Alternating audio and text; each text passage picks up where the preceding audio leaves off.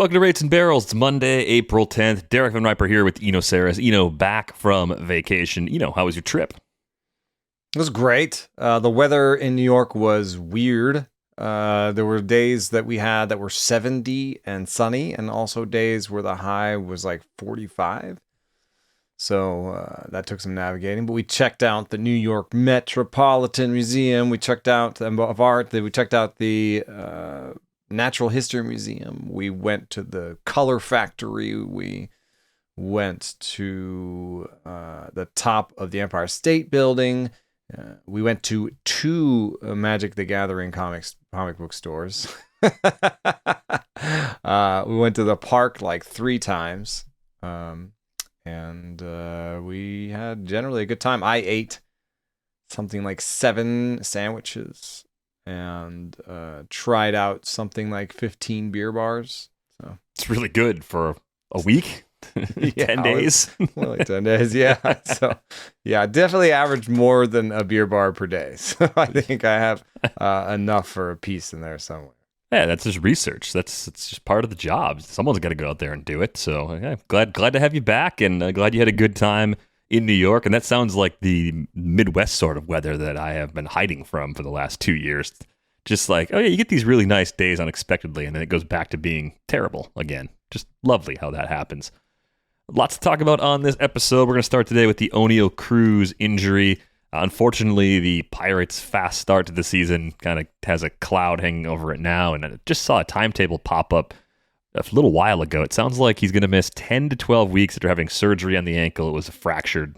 It suffered from sliding into home plate. Just an awkward collision. I didn't really think it was a dirty play. It was just he slid a little late and just kind of folded up pretty bad. I was wondering what the White Sox idea was, because I saw that happening in real time, and I'm like, what are the White Sox mad about? But I guess Sebi Zavala said after the game that he thought the slide was late. Yeah, it looked like it was late, but it didn't look like it was late for the sake of being malicious. It just looked like late awkward. Yeah, I thought he was running hard, so he wanted to get there, and he thought the play would be close, and I don't know. I also just wonder the gray area about like blocking the lane or not. Yeah. In that play, I know the throw brought him in there, and I don't think it was malicious, but like, wasn't he in his lane? I don't know. It looked like he was, but it also, to me, looked like if Cruz had just been running on the outer part of the baseline, he would have been okay. Like he would have had a path where he would have been less likely to collide the way he did. So definitely more hitters with the home plate and with the rules the way they are should do that. Like, I mean, definitely everyone should look as smooth as Trey Turner. But like, you know how like Trey Turner does that, like slide past the bag and touch it. You know, that sort of takes you out of a lot of the traffic around home plate. And I think, you know, a lot, like most of the times, it's like that's a good solution. But yeah, really unfortunate, because Oneil Cruz did seem to be improving some of his contact rate problems, and had been having a decent beginning of the season that could have led to kind of the breakout that everyone was calling for, you know, especially given how great his discipline has been. But yeah, I think it's going to be hard for him to really surpass. You know, what do you think the over/under is on plate appearances for the year? He's missing 3 months off for sure. So, I mean, yeah, probably 250 at most would be the final tally. Maybe 300 if everything goes really well and he comes back and they just let him play nearly every day, which would be the plan, so long as he doesn't need like some maintenance days off here and there. Yeah, somewhere between 250 and 300 now is the range. I know that there's people out there, even long-term friends of mine, that are texting me about sort of possibility of like maybe trading Oneil Cruz for a non-keeper, you know, in sort of keeper situations. You know, the one I'm listening to is like, oh, should I trade Oneil Cruz for a year of Francisco Lindor, where I would have Cruz for 3? And I think that's actually the most difficult part, especially given that we saw a real advancement. I know it's only 40 plate appearances, but a real advancement in his swing rates and his aggression at the plate. And that's like the key that unlocks everything. I don't think he can be like a 18% walk rate, 20% strikeout rate over his whole career. But if he can be a 11 or 12% walk rate and a 22 to 25% strikeout rate guy, this is a superstar, right? Mm-hmm. Because he does everything else really well. So my tendency is to say, man, 3 years of a superstar. I know Lindor is great. It'd be 1 year. Maybe you could win with him. My tendency is to err towards, caution and being like, I'm going to keep Oneil Cruz here. This still looks like a potential star, and it's unfortunate timing, but I'd want to keep him. Short term, only league options are maybe like Nick Ahmed, stealing some bases and playing a little bit. You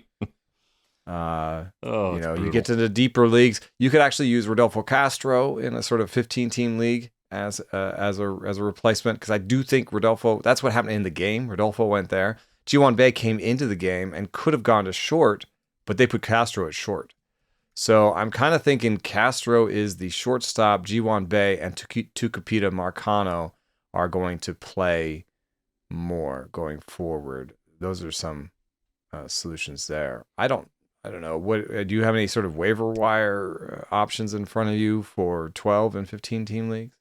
Yeah, I was looking for a middle infielder in a 15-team last night. So backing up a little bit, I'm a little worried about Anthony Volpe's slow start if you're relying on him. So I was trying to do a little bit of preparation to have a new shortstop at the ready in case he were to get sent down in the next week or two. If he continues to struggle, I could see them making a quick decision to send him down and play IKF or somebody else in that spot for a little while. And in 15s, it's not surprising. We talked about it, I think, during draft season. Shortstop does actually thin out at the bottom of the pool, if only because most teams are playing a star there. And if they're not playing a star there, they're looking for someone. And if they're looking for someone, they're not really playing anyone there on an everyday basis that you'd want to have on your team. Most of the players that you're going to find who are shortstop eligible in a 15-team league, if they didn't just pick up that eligibility this year because they move around, they're like a Miguel Rojas type. So the best I could do in a 15-team league yesterday was Brandon Crawford. And I felt like that was actually okay, given the circumstances. Yeah. Like that was at least a passable sort of replacement. I think you're looking at that sort of level right now in a 15-teamer. In a 12, you may be a bit more fortunate. You may have some guys that actually have a little bit more of a baseline that you could accept in the lineup on a consistent basis. Are you going to get one-for-one production for what you're expecting from Oneil Cruz from whoever you pick up? Of course not. That's not going to happen. So it's ugly. Well, I've got a 12 open right now. It's complicated that it's a dynasty and it has somewhat deeper benches than most.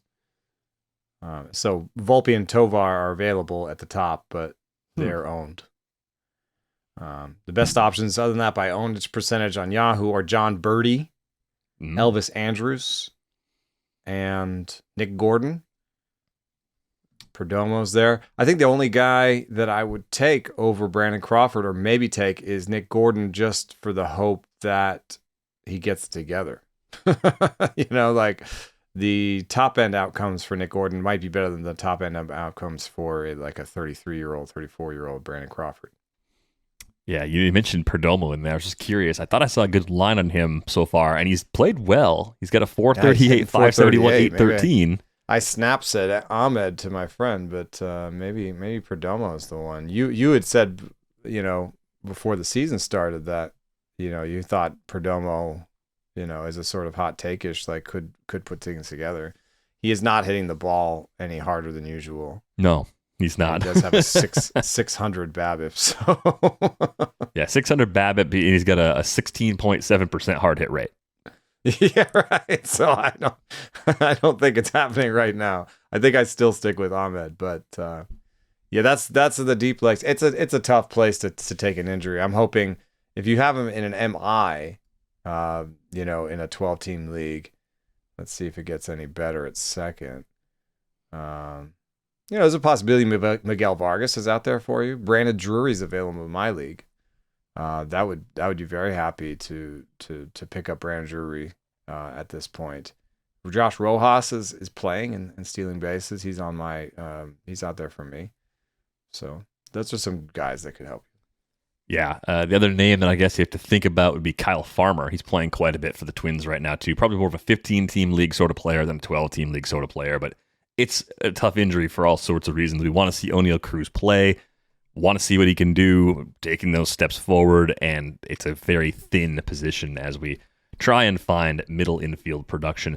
The guy that I think could become interesting, who was picked up in a few of my leagues, but is still out there in a few, is Edmundo Sosa.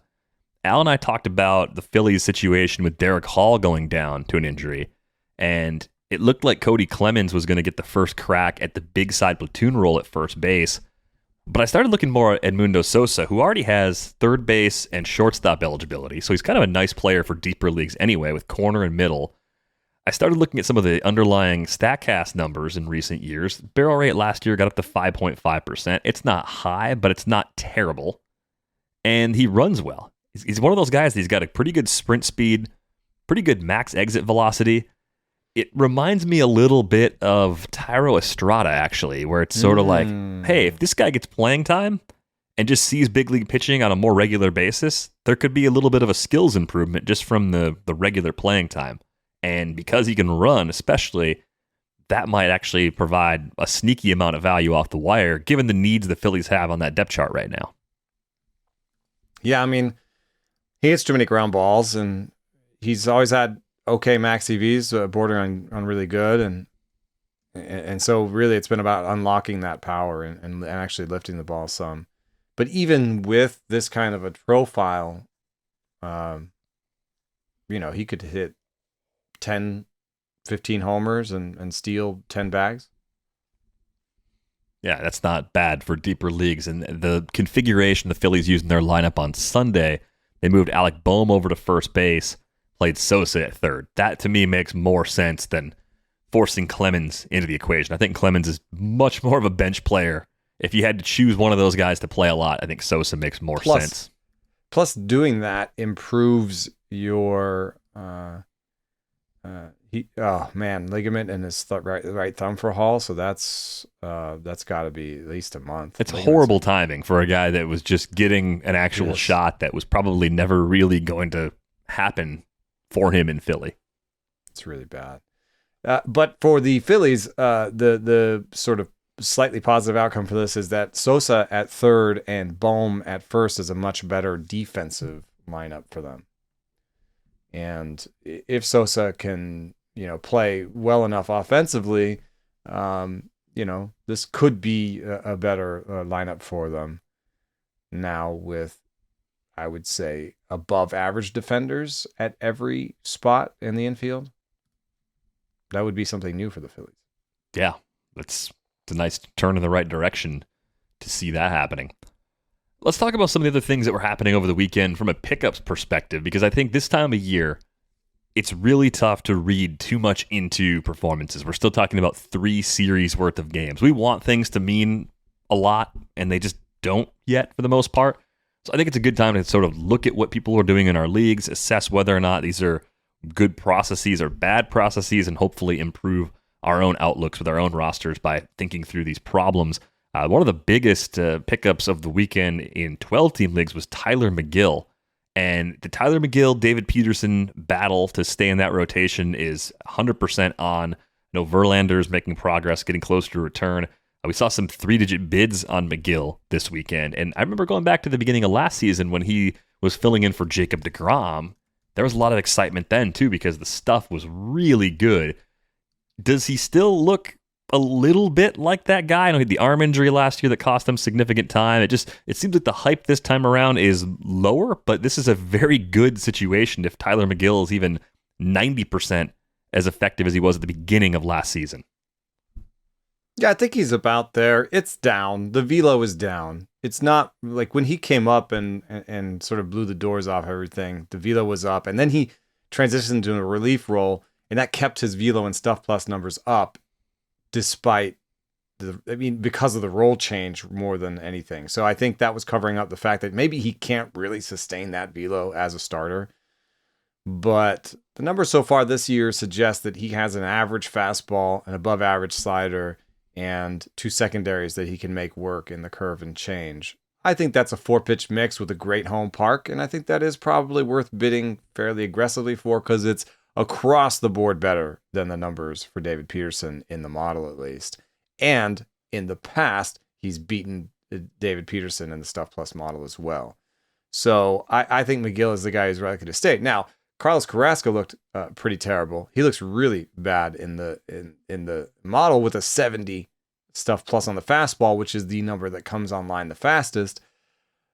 There could be something going on with Carlos Carrasco that opens it up for both of them. However, I think being fairly aggressive on Megill makes sense. Yeah. I don't know if I'd go that far because I do have noticed that when I looked at my pitching on the wire, it still actually looks somewhat interesting to me. And in my main, we got outbid on a whole pitcher chain just because we saw them as all kind of similar. This happens. And so I don't remember who we lost out on. I can probably figure that out really quickly. But Megill wasn't available for us. And so these are names that aren't maybe as relevant. It seemed like a lot of leagues, it was Kris Bubic, Bryce Elder, Yes. Braxton Garrett, who's back in the rotation for the Marlins. Those three were pretty frequently added because they were widely available and because of matchups and 2-start weeks and different things, that pulled people in. Saw some Matt Strahm bids. Those were relatively small by comparison. But Bubic has been kind of an interesting person to talk about because he's changed his arsenal again. He's added a slider. He's picked up velo. I know the pitching models actually like those changes quite a bit. And I was watching him a little bit yesterday against the Giants. And when I watch Bubic, I try to set a reasonable expectation when someone pops in the model who was previously really bad, because you don't want to say everything looks better. He's a sub-3 ERA guy because the guys around him and stuff are that good. It's like, no, it doesn't quite work like that. It's improvement. Is it enough improvement to where, especially in 15-team leagues, you're going to use someone like Bubic for these next couple of weeks in most matchups? Because these are the decisions you have to make. It's not just picking up someone because they're interesting. It's picking them up and using them. And he's home against Atlanta this week. So if you picked up Kris Bubic and you paid 5, 7, 10% of your budget, whatever it ended up being, you're probably inclined to go ahead and fire him out there in your lineup right away. So I'm just curious what you make of these adjustments and how much you trust him with that matchup. And he's got a road stop against the Angels for his start next week, too. Those are two reasonably tough spots for him that are a good test for fantasy managers, too. Yeah, I mean, we're watching him pitch in San Francisco against a team that is up and down offensively. It's fair to say that they're kind of really erratic right now. I don't know exactly what it is, but they're missing against some lineups of some pitchers and thundering against others in San Francisco right now. But Bubic, in his second start, which is not in the Fangraphs numbers right now, I as we record, I really apologize for that. So there's been few hiccups as we've been rolling this out, and I don't know where exactly those are, but we are going to figure it out. The second start, the Sunday start for Bubic, his fastball went from 112 Stuff Plus to 86. That's the kind of pitch there that's most important in small samples and most meaningful in Stuff Plus and small samples, and he went longer. He had to throw more four-seamers. The first outing, I believe, was 4 innings. So there is a chance that those first numbers were inflated by being a shorter outing. His slider is good in the model. The curveball is not as good. And the changeup, I'm going to throw an IDK on. It was a 72 in the first start and a 92 in the second. Changeups are just more erratic in the model. I'm going to say maybe give him an average changeup, a plus slider, and an average four-seam. I don't think this is very meaningfully different from other Kansas City Royal starters that have had similar profiles. So for me, Bubic is a guy who's very schedule dependent. I am not ready to put him in my top 50. And so he was in a grouping that I lost out on him, but in the grouping were Braxton Garrett and Wade Miley. And I preferred Garrett and Miley to him. Garrett has more pitches and similar stuff, and I think better command. Miley is kind of a 2-pitch guy, but I think maybe 3 in slider, cutter, change. And I don't like his home park as much, but he's an established guy who looks like he's pitching fine. So I think I have Garrett and Miley above Bubic. I guess maybe Bubic has a better home park than Miley, so maybe Garrett, Bubic, Miley would be my ranking, and all those guys are in the 70s, 80s. It's funny because when sort of how to describe how you feel about it. Yeah, I mean, I think the ceiling, if everything goes right, and that's just like a full season of health, the pitch is working, hitters not making adjustments to like make those pitches less effective. It's probably that of a guy that would go in the pick 150 to 200 range. It's like an SP5, right? If you think back to draft season. So I think it's, for me, I like to think back to how I valued players when we were building teams, and then just compare the guys we're seeing. Like, how different is this guy than the guys I was taking at this part of the draft? And I think we want guys that are available in Fab in the early weeks of the season to be super valuable, because we want to think we're making our teams a lot better. We're taking these steps to make our team win a title. And sometimes we are. Other times we're just shuffling deck chairs, right? Other times we're just like it's the guy we could have drafted Bubic at round 28, round 29, round 30. We drafted somebody else instead, and they're basically the same guy, and they're both schedule dependent, and they both have below average skills. I'm not saying to dismiss these fast starts either, but what I'm saying is I think sometimes we just lose sight. Like, we do all that research for months and months and months, and then we get to the first, second, and third Fab, and we start cutting guys, and we start picking guys up, and we're like, it's almost like we have like 2 or 3 beers, and our judgment's starting to get a little bit cloudy, and it's like, whoa, just hold on, like, just take a breath and just make sure that you're actually making a move that's good. Now, if you cut someone who's hurt or someone who's been just truly awful, that's fine. That's easy to do. But I just think if Bubic, the most likely outcome, even with the changes, is probably a top 75 to top 100 starter.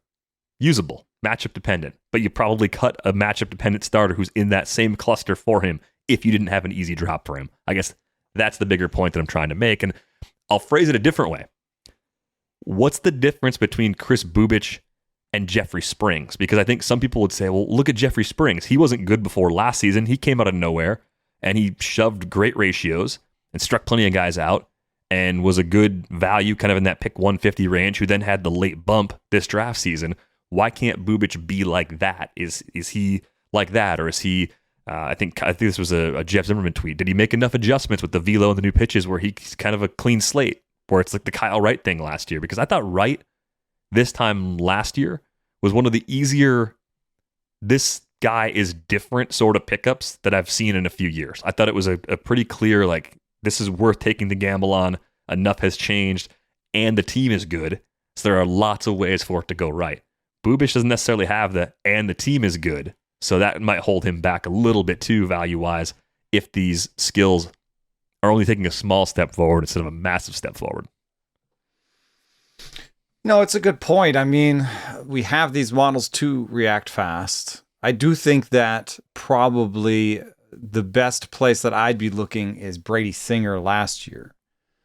And Brady Singer last year popped and was the 42nd best starting pitcher. And I think in a lot of ways has a similar situation in terms of his pitches. I mean, he's a guy with a great, he's in his case, sinker, slider, and a changeup that performed better than the model set. And I think that's what we have with Kris Bubic right now. So if you want to believe, I'm not going to stand in your way. What I see there, though, in the fastball taking a step down in the second start of the season when he has to go deeper, that worries me a little bit, because he's basically a fastball slider guy in this model, whereas Jeffrey Springs was a guy who had multiple pitches. Now I think there's just a lot less pressure on you on your pitches. Think of Spencer Strider. He's the guy who has top 10 pitches. So what his changeup does matters less, right? every step you take down the ugly tree, every branch you hit down the ugly tree on each of your pitches puts more pressure on you to have more pitches, right? Tyler Anderson doesn't have any top 10 pitches. And so he has to have like 6 pitches. So in any case, when I look at Springs, I see a wider arsenal that I believe in. When I look at Bubic, I kind of see a fastball slider guy. Okay, that's a good explanation, and I think breaking ball. A fair way to look at it. Yeah, it's just it's a crazy time of year for all of these reasons. And the other guy that was a popular pickup, I think it was because it was a 2-start week, is Bryce Elder. And I've never seen it from a skills perspective from Bryce Elder, but I value 2-start weeks, and we got a question about why 2-start weeks are so valuable and how exactly you balance, skills versus the matchups versus, all these other factors we're trying to take into consideration. It's a really good question. So let's just take the broader part of this first, because you mentioned Wade Miley being someone that you picked up this week. I've got him in a couple places. Not that I think the skills are good. He doesn't miss that many bats. 2 starts from Wade Miley. I mean, you're very likely going to get 1 victory. You're very likely going to get 8 or 9 strikeouts, and you're hopefully going to get ratios that actually help you more than they hurt you, but most likely you're going to get ratios that are kind of neutral. So you just get more volume from someone like Miley than you get from someone like Bubic, who has a tough matchup and goes to Atlanta. Or plays Atlanta at home. That's the sort of decision people might have to actually be making this week. Yeah. And the thing is that the deeper you go, I think if you make an argument about most leagues, 12 to 15 team leagues, you can easily say that 2-start pitcher is better, even at the extremes. So I found a story here by Paul Mamino on Fantrax from 2020. We actually did the research where he grouped pitchers into elite, above average, average, below average, and poor based on their seasonal ERA. That's a little bit problematic. I would rather have used projected ERA, but it does give you a sense of the groupings.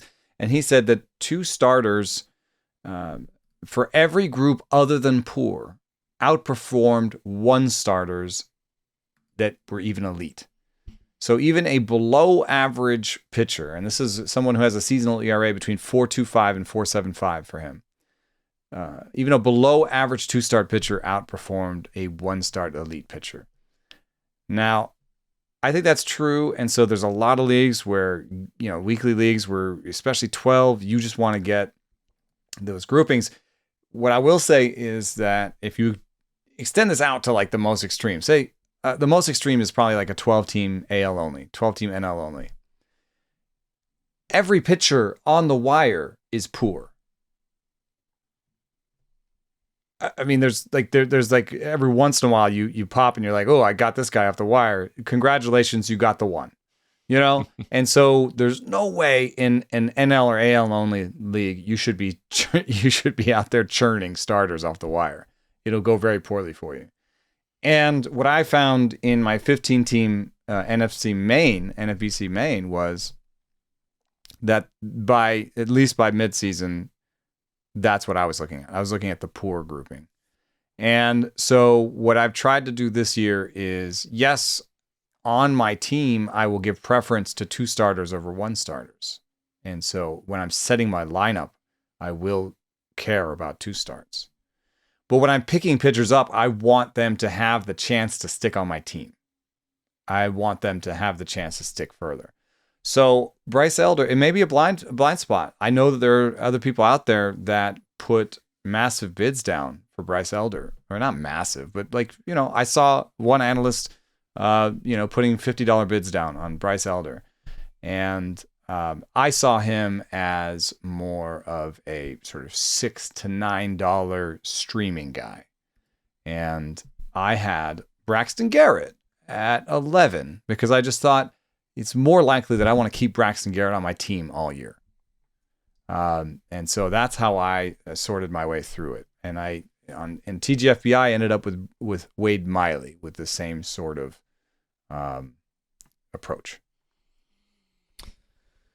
Yeah, if you look at the rotation right now for Atlanta with Fried and Wright down, those guys come back. They're obviously going to have their spots. Strider and Morton have spots. And then you've got, until Mike Soroka's ready, the 5th starter spot left. So you don't have that long window. I mean, Elder could take that job. I think he's better than Dodd and Schuster, but I also think Soroka is better than Elder. I mean, none of the Stuff Plus numbers favor any of his pitches, Elder's, last year or this year. In fact, all below average. So, yeah. But I think this is always just one of these topics that comes up, because when you look at Fab most weeks, some of that guy went for that much pitchers. Usually it's because they've got 2 starts, or if it's guys that you didn't trust at all and they got picked up. Oh, no, they got 2 starts this week and both of them happen to be good. Miley, the K rate, like we mentioned before, a tad on the low side. I wouldn't worry about that. I think part of this too comes back to usage. I think if he is struggling, he doesn't go through the lineup a 3rd time. If he's pitching well, he gets that opportunity. It's sort of like the way the Rays managed a lot of their back end sort of starters. That's the way the Brewers previously used Wade Miley when he was there 5 years ago. I think that's same situation that we have in front of us right here. Try to see if there's anybody else on the pitching side. I don't think that was pretty much it for consistently adding pitchers, right? Some missed bids that didn't go through on Dean Kramer. I think he had a 2-start week coming. Brad Keller has popped somewhat in the stuff model. He's added a sweeper. So now he has, I believe, 2 sliders. Let me get that open. Where is that? It's in here. No. Anyway, yeah, I think Bryce Elder has 2. Brad Keller has 2 sliders going. He has a good matchup this week, doesn't he? Keller is at Texas. Yeah, I think that's an okay matchup, but it's hard to believe in him fully, and it's hard to believe in him fully, not so much because of the new arsenal, which in his last start, he had an above-average 4-seam by Stuff Plus, an above-average curveball, and then a really plus slider and sweeper. So I do think with 3 breaking balls and a fastball like that, he can be successful this year. It's just so hard to bet on him when the whips in his past have been so high. And I know his locations have been good so far, but that doesn't mean that they're going to continue to be, right? I mean, he's a guy who's had struggled with command. His arsenal is better. In fact, to me, when I look at Brad Keller's revamped arsenal, I like it better than Bubic's. Interesting. It's more complete. But with Keller out there, I'm not going to invest that hard in Bubic because I feel like Keller's still out there. And I can just get him next week, especially if he shoves against Texas. Although I wonder if his price will go up then. But yeah, that's I think we mostly. I mean, Sears looks a little bit interesting, and I think he's at least interesting as a Oakland. JP Sears is interesting as an Oakland pitcher.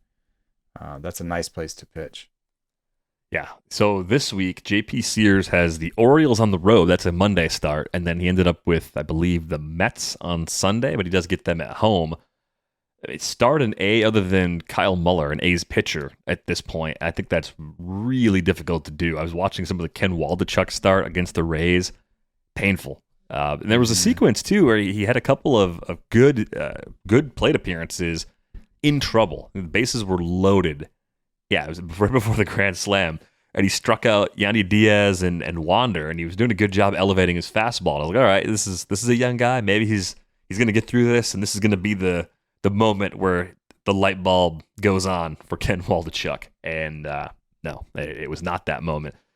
This is a disaster. Sears, I guess I'm curious, what in his arsenal makes you willing to trust him? Or is it just purely a ballpark play where it's like the command's good enough, he'll avoid damaging contact, and if he's pitching at home in the damp basement, it's just going to work because it's good enough. You'll get volume in a super friendly pitcher environment. He's always had good secondaries, and he still does. And what makes me a little bit interested in him is that he got 97 stuff plus on 52 fastballs in his first start, and that would be the highest stuff plus he's ever had on his fastballs in the model. So he didn't throw a lot of pitches, but he threw. I mean, actually, he did. He threw 90. What is it? 80, 90, 96 pitches, 98 pitches. Yeah, man. 98. Didn't get through 5, but he threw 98 pitches. Well, yes, the location plus on some of those pitches was not good, but that's not as meaningful in short terms. Waldichuk's stuff plus is actually super erratic from start to start. So I don't know what's going on there. Maybe he's feeling his way through some sort of arsenal change. But I think there's, in a keeper league, I'd hold on to him on my bench if I could. I might even consider acquiring, but Sears is a good pickup in deep leagues. I think he's got a good reputation for a strike thrower with good secondaries, and if his fastball is going to be 97 stuff plus, that's going to change things for him. That's pretty good for a starter, especially a lefty. Curious, how does Sears' arsenal compare to Nestor Cortez in the model? Just because same organization originally, at least for a long time. I think Sears actually spent time in a different org before that. Yeah, anyway, it doesn't matter. The bigger point is JP Sears, this lefty, he doesn't throw real hard, but does have good enough secondaries, and the results in the minors have been good at a lot of different stops. If you just look at the ERA and whip numbers and the K to BBs from Sears, he's a pitcher you'd be interested in just number scouting him. Yeah, and I think he's actually very comparable to Cortez. What was happening with Cortez, though, is that he was getting that fastball bump that Sears is getting now. And I think probably the Yankees saw Cortez is adding velo. And Sears maybe wasn't, or was stagnant, or whatever it was. And they thought he was. Plus, if you think back to when the trade was happening, Cortez was shoving, right? Oh, yeah. Yeah, he was. In the major leagues. Mm-hmm. So it was a little bit like, well, these guys are comparable, and we want Frankie Montas, so this is what's going to cost us. Oh, look at those Sears numbers in the minors. Some of them are really good. That's it's like you can't be that good in the minors and be horrible in the majors, can you? Can you really like have seasons and partial seasons where you're a sub-3 ERA and a sub-1 WHIP, and then you show up in the big leagues and you're a 450, 130 guy? That doesn't make sense. Yeah, I mean, I think he was interesting. And then one other guy to keep an eye on. He's sort of transitioning from relieving to starting. Is Matt Strom in Philadelphia. When you go from a 1-inning start to a 4-inning start, you kind of want to track the changes in the fastball, just like I was saying with Bubic. And so, yes, in his second start, the fastball didn't rate as well. However, he threw 31 of them, and it still was 106. So could he pull a Lugo, where he's going to just start this year? And I think the Phillies could use him. I think he could bypass Bailey Falter. And I think at least the four-seam fastball, the curve, and the slider, I think, are probably all really good pitches. So I think he has enough of an arsenal to make it work too. Yeah, that's a pretty interesting one too. I'm with you. I think Seth Lugo just came out of nowhere to be a part of that Padres rotation again. I was a little preoccupied the last 6 weeks before opening day, but I didn't realize he was even in the mix for a spot like that. That was one of those things that flew completely under my radar. He's part of the reason why I bold predicted the Padres to have the best rotational ERA in baseball, just because I saw in the Padres the best depth that they've maybe ever had, or this recent grouping. You go from throwing it all on young Weathers, who'd never really played who debuted with that team that collapsed. And you go from that to back end now having Michael Wacha, Seth Lugo, Nick Martinez, Jay Groom, Weathers, Morahan, and they even signed Cole Hamels. So, I think that's a better collection of arms that they've had behind their big three. And, the Padres might be the best team in the NL right now. Off to a really good start. Had a great series against Atlanta. We saw that on Sunday Night Baseball as well. And I like a lot of things about what they've been doing, of course. They've been pushing all their chips in. I've talked to Keith Law on the Athletic Baseball show, too. Like, they have done a good job getting a few prospects into that system again. Like, Jackson Merrill looks like a great pick for them as a first-rounder. And the Ethan Salas too, signing. huh? Yeah. The Ethan Salas thing, I know, we've got our own prospect show now during the week, and Ethan Salas is going to come up a lot on Tuesdays, but I can't remember a 16-year-old catcher being anywhere near big leaguers in spring training and catching them on rehab and different that's unbelievable. Like, that is such a crazy high ceiling. And I know you are very cautious about catchers in general and keeper and dynasty leagues and expecting too much too fast from them, but this looks as much like a ultra mega ceiling player as we see at the position. I mean, I wouldn't have to point very far for caution onto his own team, and Luis Campuzano, who was thought of by a lot of people to be the next megastar at the catcher, and has struggled his way through the first few years, and some question about handing him the reins as a catcher for in terms of what he has to do other than hitting, because he hasn't even done the hitting that he's needed to do. But it's 104 plate appearances. You could say there's a lot more in that bat, but I think there's been some question about handling it. So I guess it is really interesting that that they're willing to let him handle tough situations as a catcher, and that they speak so highly of him as a catcher, because I think that's actually more relevant a lot of times than what they're going to do offensively. Like Dalton Varsho, some questions about him as a catcher. Well, he was such a good hitter, he hit his way through that. Mm-hmm. That's rarer. I think Alejandro Kirk has hit his way into a starting catcher role. But there's a lot of other catchers who had good numbers in the minors, some questions about whether they catch, and then they just end up kind of middling there. Look at Eric Haas as someone who kind of belongs in that grouping, I think. I was thinking about Will Smith, too, and just the path he took to be the player he is. Like, I don't know if expectations were nearly as high as they should have been based on the outcome. But when you go back to the beginning of his career, low A, high A, the numbers were not bad, but they didn't jump off the page at that point. And he was a first-round pick who was a college guy. So it wasn't like he needed the extra development time that a high school catching prospect would need, too. That's where I think the extra layer of risk really comes in. Remember when they sat him for Austin Hedges in the playoffs? Oh, Barnes? Yeah. Austin Barnes? Yeah. That was... Whew. That didn't make a lot of sense then, and it's impossible to believe now. It made less sense, but it has to do with catching. And, there was the whole thing with Doug Mirabelli and was it R.A. Dickey or Tim Wakefield? Doug Mirabelli and Tim Wakefield were like, they traded away Doug Mirabelli, and then figured out that nobody else could catch Tim Wakefield, so they had to trade back for Doug Mirabelli. Famous taxi ride, right? That was him? Yeah, I think so. Yeah, just come back.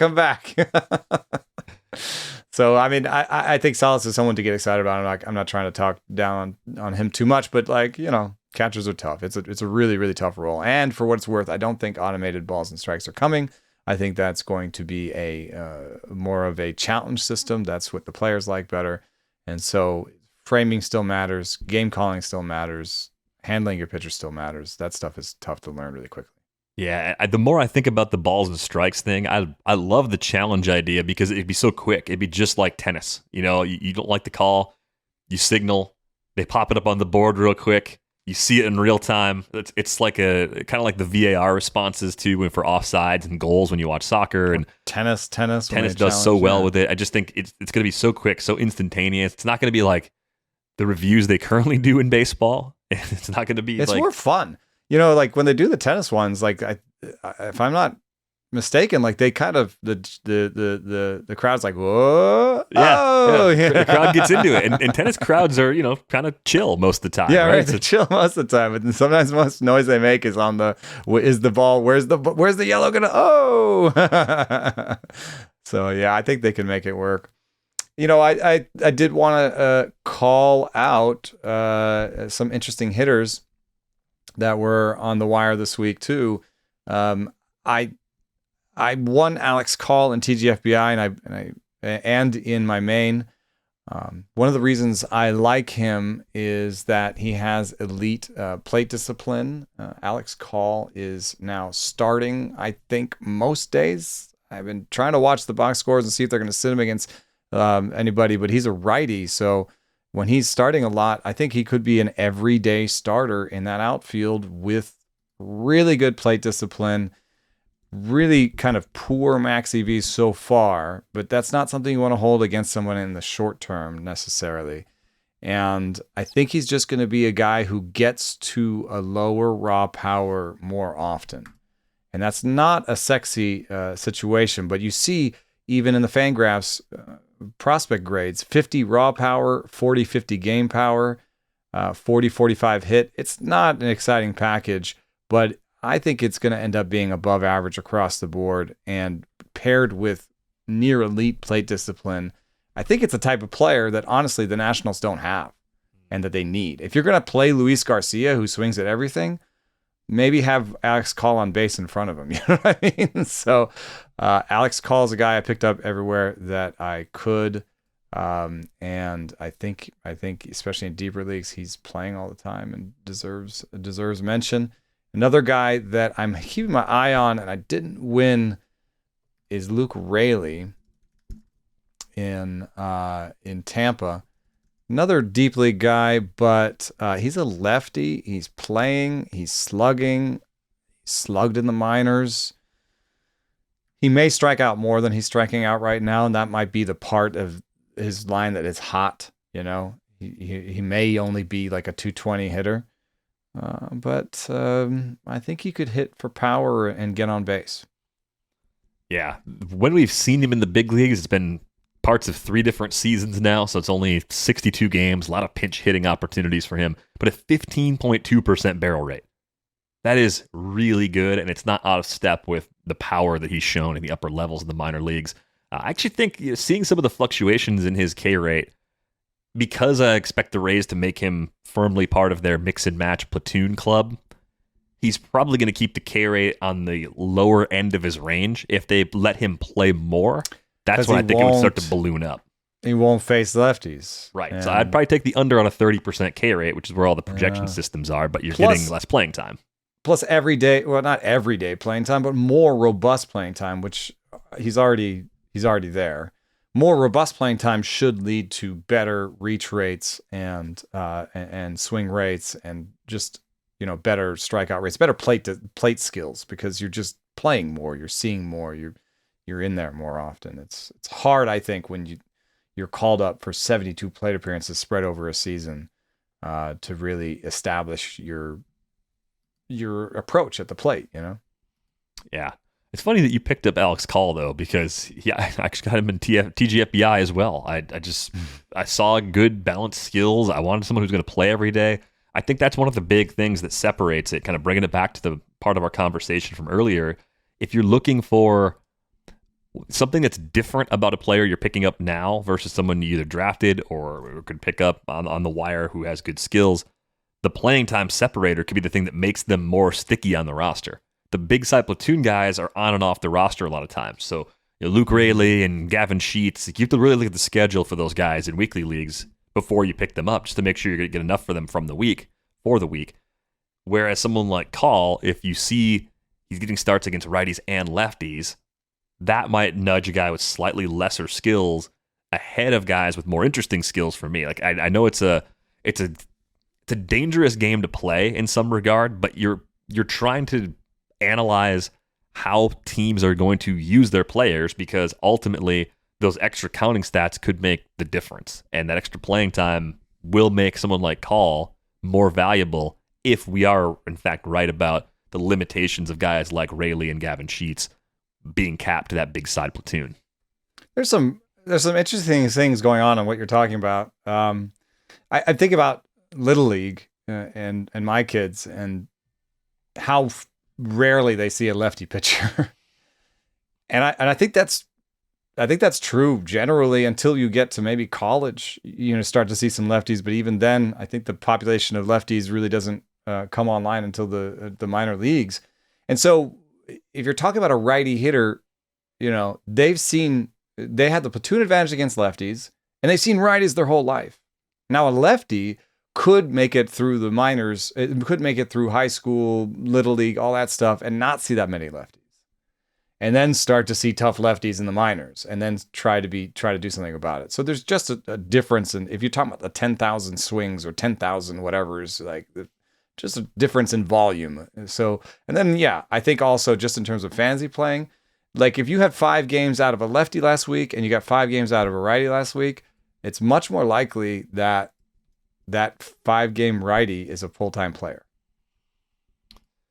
Yeah, I agree with you on that. And I think Ref Snyder's about to hit like 3 lefties this week, and so he's going to stretch my definition. But I think that's one of the mistakes people can make in early season fab, though, is not breaking down the why part of someone's playing time on a micro sort of level. We had Mike Curlin on last week, and I feel like Mike has to get to the end of the season and just be absolutely exhausted from digging through the box scores and the baseball reference pages. But the baseball reference batting orders page is probably my favorite visual presentation of what teams like to do. I think there's other tools out there that do this.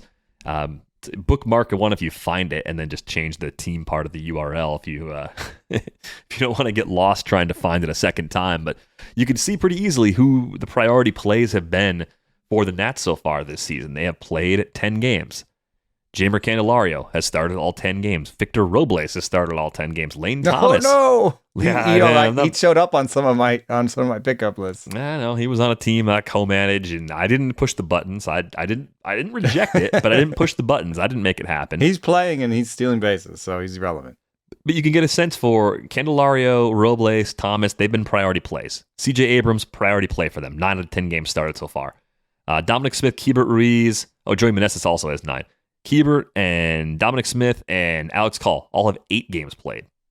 That's a pretty clear hierarchy of who's in right now. So beyond that, everybody else is 6 or fewer starts. And that includes Luis Garcia, who I thought would be a little more of a priority play for them early on. Corey Dickerson, 1.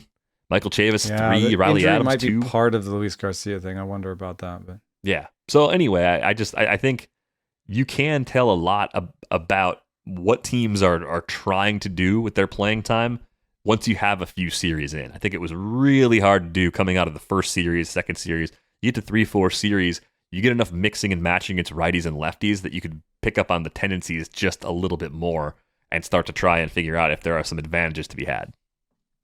Sure, for sure. Did you pick up Francisco Álvarez anywhere, even though he's not catcher eligible and may take a surprising amount of time to get there?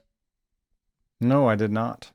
It's pretty big bids in a lot of places, and it's understandable. I mean, I think the range of outcomes it's very wide for Francisco Álvarez. He's a fantastic hitter. He makes very hard contact.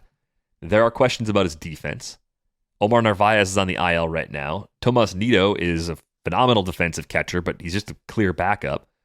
And then you have to decide if you're going to sit one of your other regular hitters to prioritize Álvarez. So I looked at it, and I think if he hits, he can stay. I really do. I don't think this is 100% Narvaez comes back and he goes back down. I think it's if he hits enough and he's showing the Mets enough in his opportunities behind the plate where they're comfortable catching him on occasion, then that's fine. And then maybe he can even move up in this lineup just a little bit and end up hitting something like 5th or 6th by season's end. I think that's in the range of outcomes, even though a return trip to AAA is also in the reasonable range of outcomes for Álvarez right now. Yeah, I just see this as sort of the stop-start beginning of a catcher's career. And I also, I don't know, for what it's worth, had a prospect, had a scout in my ear about him having a very obvious hole in his swing. So I know that when he's come up, his swing strike rates have ballooned, and it's 18 plate appearances we'll have to see on that. But he also is the kind of guy who has very high swinging strike rates for his strikeout rates in the minors. I mean, he had a 19% at AAA this year, 15, 16% the last a couple times at AA and AAA. Those are pretty high. So young for the level everywhere he's been, though. 27 home runs between AA and AAA, and that was only 112 games last year for Francisco Álvarez. Draws enough walks, I think, to offset some of the K concerns. Has that good real-life offensive player base very solidly baked in.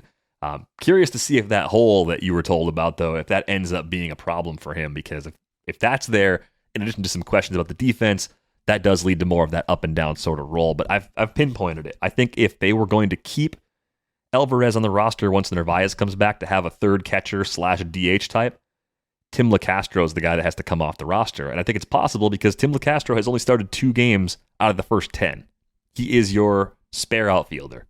He's the guy you'd like to have available to play center field and maybe steal a base late in the game, but you don't need to have that guy. You can get so much more out of Álvarez's bat by comparison that makes sense. They've played Tommy Pham in center against a couple of lefties too, so they got another guy that can play center if they need it. I don't know if they would play Canna or Marte. Marte would probably also play out there if they had a pinch. So I don't think they have to keep Tim LeCastro is what I'm saying. So the barrier of who would have to go, low in this case. That's why I think so much is up to Álvarez's performance here. Yeah, I wonder if center field is the least important up the middle defensive position now that we've changed the shift rules. I think it used to be second base because you could, move them around. You could shift. You could put 2 guys over there. But I think that's changed. I think you want a good defender at second. The Mets right now seem to be trying out one of the poorer defensive alignments in center, and I don't think it's hurting them. No, doesn't seem like it's hurting them so far.